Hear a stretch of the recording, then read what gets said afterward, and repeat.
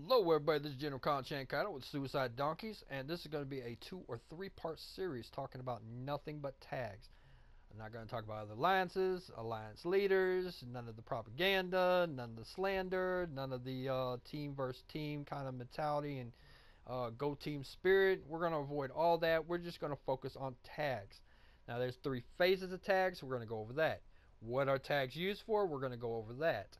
How tags operate, we're going to go over that. And how to get tags efficiently and the fastest way possible. We will go over all that.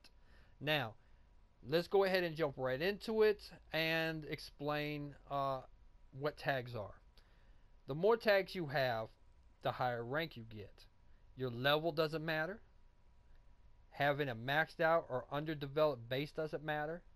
All that matters is the tags itself. The tags are sort of like rankings. That's the true level of your character, the true level of your base, and the true level of your alliance. As you can see, players that come together who have massive amount of tags can move the alliance up higher and higher in rank. So what you do to develop tags and what your team is doing to develop tags can ultimately affect the entire alliance ranking. If you drop tags, your alliance can fall down even lower. If you gain a lot of tags, your alliance can move up. Now I know this is the basics, but that's what I want to talk about, is everything from the basics to the pro level. Now, when it comes to tags, there's one thing you got to be aware of too, and that is how do you get tags from attacking people. Okay, 1 star an enemy base, you get 4 tags. 2 star an enemy base, you still get only 4 tags. The only way you get more is if you 3 star them. However, if you do not take down their command bunker and or do not get at least 50% of their base destroyed, you will lose tags. Now how many tags you lose depends on what percentage of the base you took out. Now, if you take out 0% of the base, there's a good chance you could lose 10 to 12 tags. If you don't get the 50%, it's a good chance you lose 8 to 10 tags. That all has to do with what rank their command bunker is compared to what rank your command bunker is. The higher your command bunker is than theirs, the more tags you're able and will end up losing in the long run. Now, who can you attack? Okay, you can only attack players that are give or take within 1,000 tags of your current tag stage. Now, there's only one place this rule does not apply, and that has to do when you go to battles and you go to the enemy charts and you look at the enemy chart.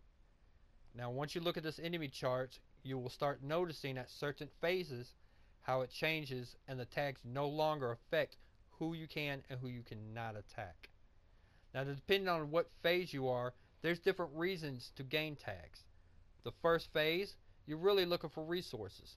The second phase, you're just trying to push through the phase to get to the third.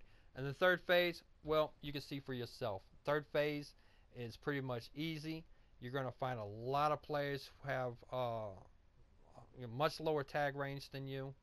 But at the same time, if you do not have the proper attack strategies, you're not going to be able to get the supplies needed to get those tags up fast. And that's your ultimate goal, is to get your tags up fast. However, the first phase has nothing to do with tags. First phase has to do with your development. Only within the second phase are you pushing tags, trying to get to the third. And the third phase is pretty much up, up, and away. You'll feel like Superman just flying through those tags left and right. Now there's tricks to that, which we'll explain in future videos. But just know, your ultimate goal is to get to the third phase. Alright, let's get in more detail on phase 1. Phase 1 tag gathering. Non-existent. Don't worry about the tags. At phase 1, you're in a development stage. You do not want to go over 2,000 tags, and you're going to be in the danger zone when you hit about 1,200 to 1,800 tags. In that danger zone, it's probably the best zone for you. The reason I say this is because you're going to be getting attacked by extremely high ranked tag holding players, and they're after one thing and one thing only, your tags. They cannot take your supplies at your supply depot. The only supplies they can get would be from your rigs, your airdrops, and your factories. At this stage, you're pretty much developing. You want to get your command bunker up to a rank 7. You want to get your promotions up. You want to go ahead and develop your offensive capability as well as your defensive capability. Plus, you want to get those walls up to the highest stage possible. Remember, you do not want to go past command bunker 7. After you go command bunker 7, that's when you're ready to start pushing into the second phase. So basically, you land on an island, you have nothing, and you're building up. You're really no use to your alliance as far as tag holding, and you really don't have a tag range yourself. But that's perfectly fine. You're not sitting there, you're not an alliance asset at that time. To be an alliance asset, you're going to have to build yourself up. You're going to have to be able to support your team. And if you can't even support yourself at this phase, don't really see yourself as a hardcore team player, because that's not what your job is. Your job is to get yourself ready for phase 2, to start pushing up. Now, you're not going to be ready for tag farming. You're not going to be ready for wars. You're not going to be ready until you got yourself together, yourself developed, and you got your offensive capability high enough to be able to push against harder bases to get those tags. Because let me tell you, phase 2 could be a nightmare for some of y'all. And the reason that is because a lot of y'all rush your barracks to a 9 before you get everything developed, and you're sitting here and jumping to phase 2 way too early. Again, I tell you, get to rank 7, max out everything you could possibly max out, then you're ready for phase 2. Then you're ready to go ahead and jump to a rank 9 command center. Alright, let's jump into phase 2. Phase 2, this is between 2,000 tags and 4,000. You could actually get to phase 3 around 3,600, but we'll talk about that in a minute. Right now, you just got to focus on leveling your command bunker at this point. You want to get it to 9. Once you get everything maxed out at 7, you're ready to move into phase 2. But my recommendation, get that command center at 9. Get everything offensively as high as you can get it. Max out your shipyards, your airports, and your barracks. Get all these maxed out so you can go ahead and jump right into phase 2 without having any difficulty. Remember what I said a minute ago? You get 4 tags for 1 star or 2 star. Well, if your offensive capability is not strong enough, and you're still trying to learn tactics on how to go ahead and take out these other bases, which I will show you in the future, then you're really going to have to go for the 1 star. Don't go for the 2 star. Don't use all your resources up on one base and only end up with 4 tags. If you can use half your forces and get that same amount, then use half your forces. Think smart of this phase. You're trying to get tags fast as possible to get out of this nightmarish war you're going to put yourself into. It's going to be battle upon battle upon battle. Tags are going to be a nightmare to get unless you're offensive or naturally skilled, or you go ahead and learn how to take these bases out efficiently and effectively. Now, once you start getting into phase 2, you should start being recognized by your alliance. Your alliance leader, the players around you, should assist you with any knowledge you have or knowledge they have in helping you get these tags.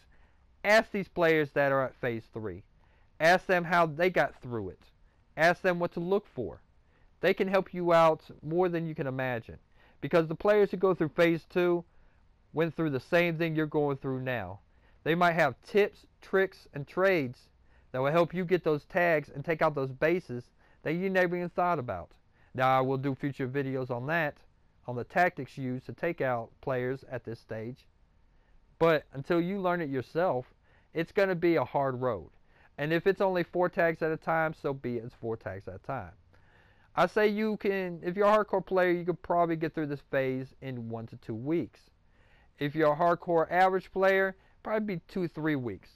If you're just somebody who gets on every now and then and battles, probably spending no more than 3 hours a day, you're looking at a pretty long haul. I mean, it could take up to 4 weeks to get to the 3rd phase.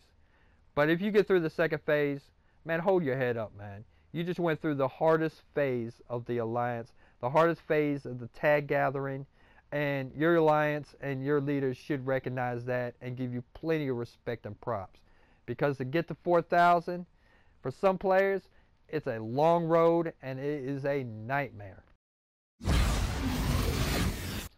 Alright, congratulations, Commanders. You're at stage 3. Now, it's pretty much easy to pull tags. You've proven yourself. So go ahead and wipe off that blood. Take a shower and wash away all that sweat. And you can dry your eyes of the tears because you just made it through the hardest stage in this game. Now's the easy part. Now you're a part of the team. You're an asset to the team. And gaining tags will be a breeze from here on out. Now you go back to the battle wheel and you'll start pulling players off that.